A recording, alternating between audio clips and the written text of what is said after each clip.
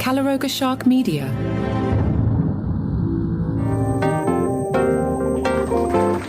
Happy Memorial Day from the basement. It's Johnny Mac and his dog. Sometimes the dog hangs out in the studio. I don't know why she's here, but she is.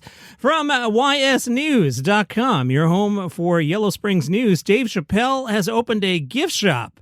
It's Dave Chappelle's local merch shop, dubbed the Chappelle Shop.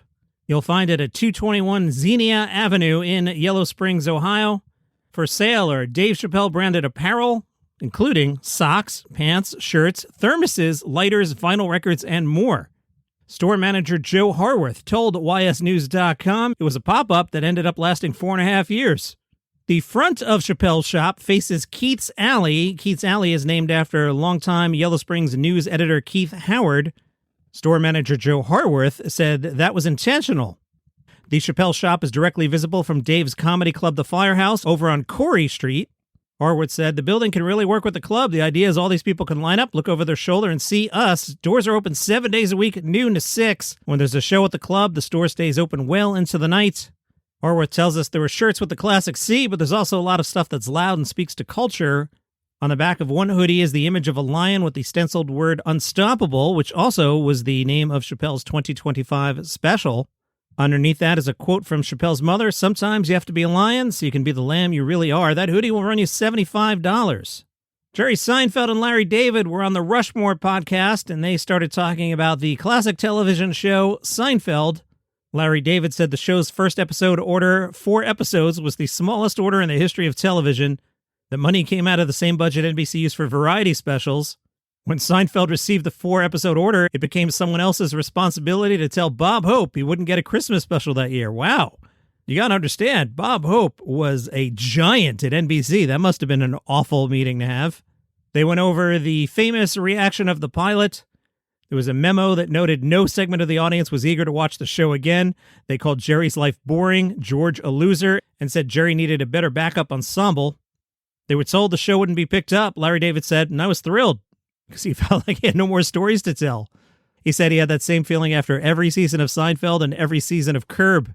Now, if you've seen the pilot, and you probably have, Elaine is not in the pilot. There's a waitress at the restaurant. It was decided they needed a lady in the group. Jerry said, we were single guys. We couldn't write relationships. We didn't know anything about it. Larry David shared he had dated Monica Yates, daughter of author Richard Yates, and that the Elaine character was based on Monica Yates. And Jerry said if the character was an ex, it eliminated the element of will they or won't they. They also talked about the origins of some of the show's iconic things. As for the close talker, Larry David said there are thousands of them. There are 200 in this audience right now. As for the soup Nazi, that idea came from writer Spike Feresten, who shared a story about a hostile man selling soup in New York. Larry said people around us would just be talking and not realize they had a storyline for the show. Jerry said his single regret is Larry David not allowing him to work the phrase Oi the Vault, a play on Oi Gewalt, into an episode. Jerry Seinfeld's favorite episodes, The Contest, The Soup Nazi, The Merv Griffin Show, and The Marine Biologist. Larry David said The Contest, the opposite, The Puffy Shirt, and The Pen. As for The Contest, Larry David had the idea in a notebook for 2 years before pitching it, figuring no one would want to do it. He was shocked when Jerry told him he loved the idea. Larry was so convinced NBC wouldn't let them film the script, he was ready to quit on the spot. However, that directive never came. We're told after the table read, the ad sales team went nuts. As for the boyfriend episode, that's the one with Keith Hernandez. Jerry said it was one of the biggest thrills of the series. It was a long speech, and I knew it would get a lot of laughs if I got it right. That speech, The Conspiracy of the Second Spitter. Radar Online, which tends to be a little gossipy, says Jimmy Kimmel has big plans for life after late night. Insiders say Jimmy Kimmel can't stop bragging about he's going to be the next Merv Griffin, who was the mastermind behind shows like Jeopardy and Wheel of Fortune. An insider says, as Kimmel looks at the declining and contracting talk show world, Jimmy is preparing for what's next. With the right idea, game shows can be very cheap to produce, and Jimmy also sees these projects as potentially employing a lot of his family members and longtime staffers should Jimmy Kimmel Live end its run in the next few years. His talk show is important to him, but Jimmy's now wants to prove to his bosses that he can be useful in many other ways beyond just hosting. He's been helping to create interesting shows and unique formats for going on 30 years. Eugene Mirman told Nerdtropolis that he's recovering well after his recent accidents. He says, I'm feeling pretty good. I'm healing and recovering and doing all right. He explained that if you saw the images of the wrecked car, it looked terrifying, but the car is quite destroyed, but I was pulled from it before that had fully happened. All the very kind messages from everybody have obviously been very sweet and heartwarming. He's got a new special. It's called Here Comes the Whimsy. You'll find that on YouTube.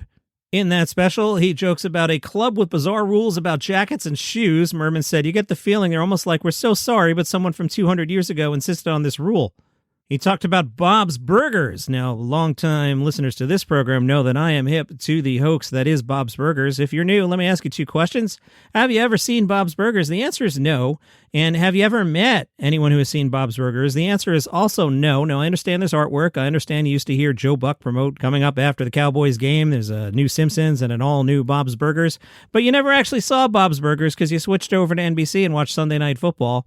This is a hoax. Think about the types of comedians. Eugene Mirman, Kristen Schaal. These are the kind of people that would do such a hoax.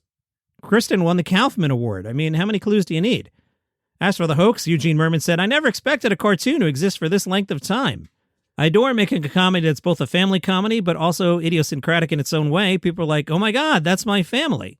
Mirman says the cast frequently records scripts as written before experimenting with alternative deliveries, improvisations, and fresh joke ideas. He says, we'll record it as written, and then sometimes we'll be like, can we try this?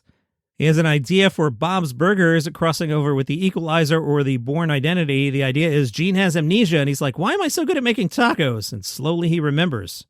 Jay Pharoah has a renewed embrace of Christianity. He said, I had a lot put on me early and pretty much had access to whatever I wanted, but I found out that never makes you happy. He is expounding on his philosophy in a new venture, a rap album. One of the tracks is called Life is Good When You're Rich. One of the verses is, I'm telling you how I'm rich. I said, I'm rich with my family. I'm rich with my friends. I'm rich for the love of God. That will never end.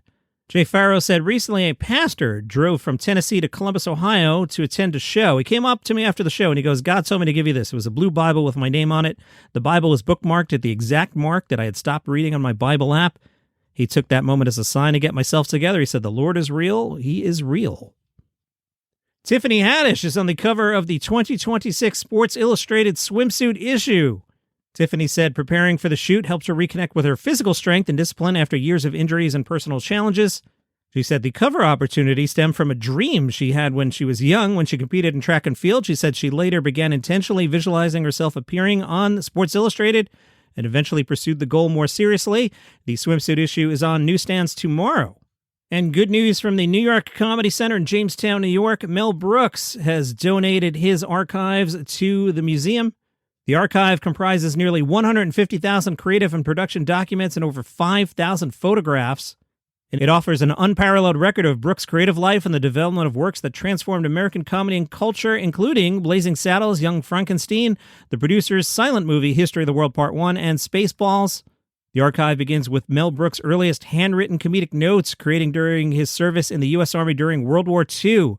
It then moves through his work with Sid Caesar on TV shows like Your Show of Shows. In a statement, Mel Brooks said, I've always been proud to say that I make people laugh for a living, so knowing that my work will have a home at Comedy's National Archive and continue making people laugh leaves me with a deep sense of pride. I'm honored that my contributions will be preserved for future generations at the National Comedy Center, especially because it's a place that was meaningful to my best friend Carl Reiner, who believed in the importance of preserving comedy's history. I know he'd be happy with our work that will be around for the next 2,000 years, or maybe more. Other comedian estates, including Joan Rivers and George Carlin, have donated their files to the Comedy Center. Journey Gunderson said of this collection, it's as big as it gets, and the way he so fearlessly satirizes the darkest moments of humanity in the post-World War II era. And with that, let's go have a hot dog or something. Enjoy the rest of the holiday weekend, and we'll meet back here tomorrow.